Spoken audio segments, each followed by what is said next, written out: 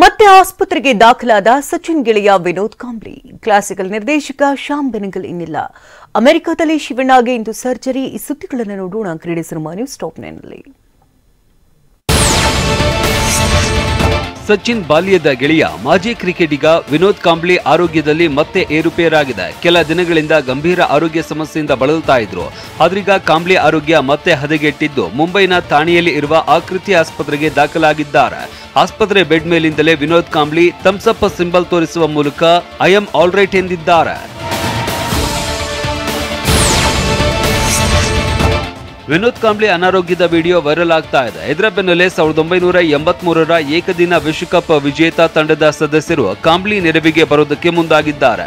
ಕಾಂಬ್ಳಿ ಕುಡಿತದ ಚಟ ಬಿಟ್ಟು ರಿಹ್ಯಾಬ್ ಸೆಂಟರ್ಗೆ ಹೋಗುವುದಾದ್ರೆ ಚಿಕಿತ್ಸೆಯ ಸಂಪೂರ್ಣ ವೆಚ್ಚ ಭರಿಸುವುದಾಗಿ ಕಪಿಲ್ ದೇವ್ ಭರವಸೆ ನೀಡಿದ್ದಾರೆ. ಮತ್ತೊಂದೆಡೆ ಕಾಂಬ್ಳಿ ನನ್ನ ಮಗನಿದ್ದಂತೆ, ಅವನಿಗೋಸ್ಕರ ಏನ್ ಬೇಕಾದ್ರೂ ಮಾಡೋದಕ್ಕೆ ಸಿದ್ಧ ಅಂತ ಸುನಿಲ್ ಗವಾಸ್ಕರ್ ಹೇಳಿದ್ದಾರೆ.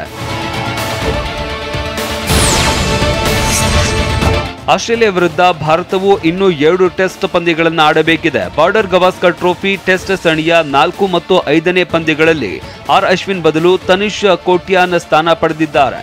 ಮುಂಬೈ ತಂಡದ ಆಲ್ರೌಂಡರ್ ತನುಷ್ ಕೋಟ್ಯಾನ್ ಆಯ್ಕೆ ಅಚ್ಚರಿ ಮತ್ತು ಕುತೂಹಲ ಮೂಡಿಸಿದೆ. ಇವತ್ತು ಕೋಟ್ಯಾನ್ ಮೆಲ್ಬೋರ್ನ್ಗೆ ಹಾರುವ ಸಾಧ್ಯತೆ ಇದೆ. ತನುಷ್ ಕೋಟ್ಯಾನ್ ಸದ್ಯ ವಿಜಯ್ ಹಜಾರೆ ಟೂರ್ನಿಯಲ್ಲಿ ಮುಂಬೈ ಪರ ಆಡ್ತಿದ್ದಾರೆ. ಒಲಿಂಪಿಕ್ ಪದಕ ವಿಜೇತೆ ಬ್ಯಾಡ್ಮಿಂಟನ್ ಆಟಗಾರ್ತಿ ಪಿವಿ ಸಿಂಧು ಮತ್ತು ಉದ್ಯಮಿ ವೆಂಕಟ್ ದತ್ತ ದಾಂಪತ್ಯ ಜೀವನಕ್ಕೆ ಕಾಲಿಟ್ಟಿದ್ದಾರೆ. ರಾಜಸ್ಥಾನದ ಉದಯಪುರದಲ್ಲಿ ನಡೆದ ವಿವಾಹ ಸಮಾರಂಭದಲ್ಲಿ ಕುಟುಂಬಸ್ಥರು ಮತ್ತು ಆತ್ಮೀಯರ ಸಮ್ಮುಖದಲ್ಲಿ ಹಸೆಮಣೆಯೇರಿದ್ದಾರೆ. ಹ್ಯಾಟ್ರಿಕ್ ಹೀರೋ ಶಿವರಾಜ್ ಕುಮಾರ್ ಅನಾರೋಗ್ಯಕ್ಕೆ ತುತ್ತಾಗಿದ್ದಾರೆ. ಕಳೆದ 6-7 ತಿಂಗಳಿನಿಂದ ಮೂತ್ರಕೋಶದ ಸಮಸ್ಯೆಯಿಂದ ಬಳಲ್ತಾ ಇದ್ದಾರೆ. ಹಾಗಾಗಿ ಕಳೆದ ವಾರ ಚಿಕಿತ್ಸೆಗಾಗಿ ಅಮೆರಿಕಾಗೆ ತೆರಳಿದ್ರು. ಇವತ್ತು ಸರ್ಜರಿಗೆ ದಿನಾಂಕ ನಿಗದಿಯಾಗಿದ್ದು ಅಮೆರಿಕಾದ ಮಿಯಾಮಿ ಕ್ಯಾನ್ಸರ್ ಇನ್ಸ್ಟಿಟ್ಯೂಟ್ನಲ್ಲಿ ತಜ್ಞ ವೈದ್ಯರು ಆಪರೇಷನ್ ಮಾಡಲಿದ್ದಾರೆ. ಪತ್ನಿ ಗೀತಾ ಹಾಗೂ ಪುತ್ರಿ ನಿವೇದಿತಾ ಶಿವಣ್ಣ ಜೊತೆಗೆ ಇದ್ದಾರೆ.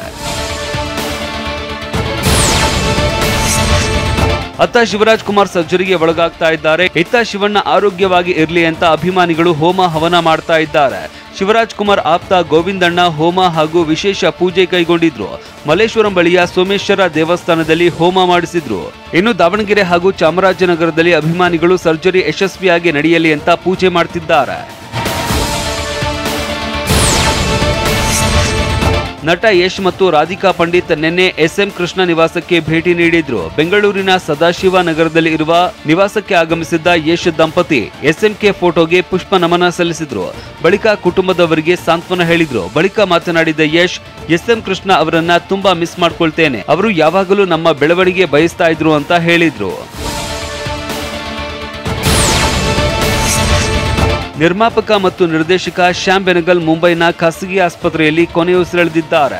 90 ವರ್ಷ ವಯಸ್ಸಿನ ಶ್ಯಾಮ್ ಬೆನಗಲ್ 2 ದಿನಗಳ ಹಿಂದೆ ತಮ್ಮ ಮನೆಯಲ್ಲಿ ಆಯ ತಪ್ಪಿ ಬಿದ್ದಿದ್ದರು. ನಂತರ ಅವರನ್ನು ಆಸ್ಪತ್ರೆಗೆ ದಾಖಲಿಸಲಾಗಿತ್ತು. ಅಷ್ಟೇ ಅಲ್ಲದೆ ಕಿಡ್ನಿ ಸಂಬಂಧಿ ಸಮಸ್ಯೆಯಿಂದ ಬಳಲ್ತಾ ಇದ್ರು ಎನ್ನಲಾಗಿದೆ. 2 ದಿನ ಕೋಮಾದಲ್ಲಿ ಇದ್ದ ಅವರು ನಿನ್ನೆ ಸಂಜೆ ಚಿಕಿತ್ಸೆ ಫಲಕಾರಿಯಾಗದೆ ಕೊನೆಯುಸಿರೆಳೆದಿದ್ದಾರೆ. ಇವತ್ತು ಮುಂಬೈನಲ್ಲಿ ಅಂತಿಮ ದರ್ಶನಕ್ಕೆ ವ್ಯವಸ್ಥೆ ಮಾಡಲಿದ್ದು ಸಂಜೆ ಅಂತ್ಯಕ್ರಿಯೆ ನಡೆಯಲಿದೆ. ನಿರ್ದೇಶಕ ಶ್ಯಾಮ್ ಬೆನಗಲ್ ನಿಧನಕ್ಕೆ ಪ್ರಧಾನಿ ಮೋದಿ ಟ್ವೀಟ್ ಮೂಲಕ ಕಂಬನಿ ಮಿಡಿದಿದ್ದಾರೆ. ಶ್ಯಾಮ್ ಬೆನಗಲ್ ನಿಧನದಿಂದ ತೀವ್ರ ದುಃಖವಾಗಿದೆ. ಅವರ ಕತೆ ಹೇಳುವಿಕೆಯು ಭಾರತೀಯ ಚಿತ್ರರಂಗದ ಮೇಲೆ ಆಳವಾದ ಪ್ರಭಾವ ಬೀರಿದೆ ಎಂದಿದ್ದಾರೆ. ಇನ್ನು ಲೋಕಸಭೆ ವಿಪಕ್ಷ ನಾಯಕ ರಾಹುಲ್ ಗಾಂಧಿ ಕೂಡ ಟ್ವೀಟ್ ಮಾಡಿದ್ದು, ಭಾರತದ ಕತೆಗಳನ್ನ ಆಳ ಮತ್ತು ಸೂಕ್ಷ್ಮತೆಯಿಂದ ಜೀವಂತಗೊಳಿಸಿದ ದೂರದೃಷ್ಟಿಯ ಶ್ಯಾಮ್ ಬೆನಗಲ್ ಜಿ ಅವರ ನಿಧನದಿಂದ ದುಃಖವಾಗಿದೆ ಎಂದಿದ್ದಾರೆ.